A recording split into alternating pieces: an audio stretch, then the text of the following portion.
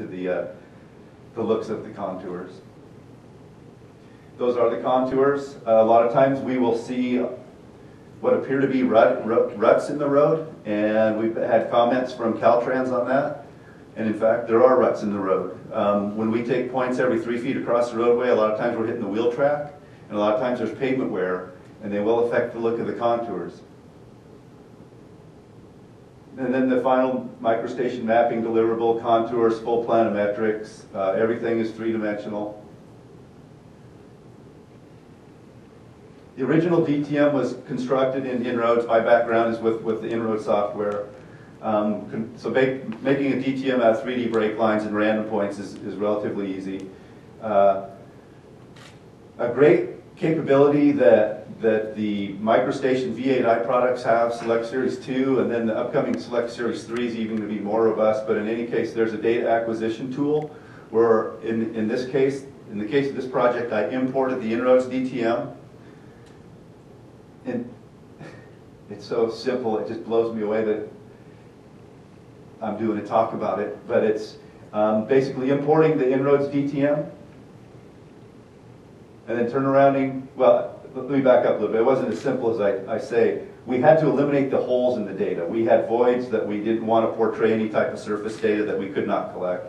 So that was a manual exercise of creating these graphic holes in 3D, and then re-importing those back as graphic elements into the data acquisition tool. And then once you have a surface that's living inside data acquisition, you can essentially save it out as a Geopack 10. I could have saved it back out as an inroads DTM, LandNet XML, or MX roads. The downside of going from inroads to Geopack is inroads has a capability of intelligent surfaces, features-based DTMs, where Geopack just has a break line or a random point. Show you in 2 minutes. Okay, thanks.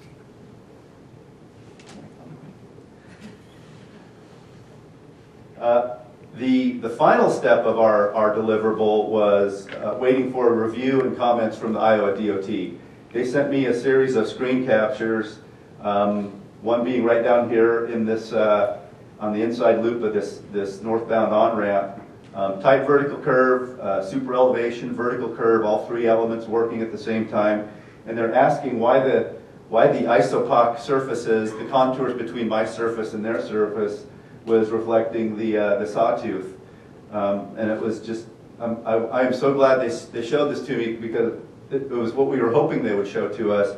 In effect, what it is, here's our very regular triangulated surface. Here's theirs. It's not quite so regular, not nearly as dense, and essentially the legs of their triangles are chording across the legs of our triangles, creating this isopoc surface that really does create this sawtooth contour by comparison. So once I proved to them that that's what the issue was with the sawtooth, I got an email from the Iowa DOT that says that they took their field shots, they said it checked well against our tin, and he said in fact they checked very well against their tin. So the end result is that we are in the midst of, we'll probably acquire this project late March, trying to take advantage of leaf-off conditions in Iowa and no ice in the gutters. So it has paid off for us, and I guess I do need to talk about the fact that we did this all without Geopack. That's the title of my presentation anyway. And 15 minutes isn't nearly enough to go into the detail on all the steps I wanted to, but I think it was sufficient for what I wanted to deliver today.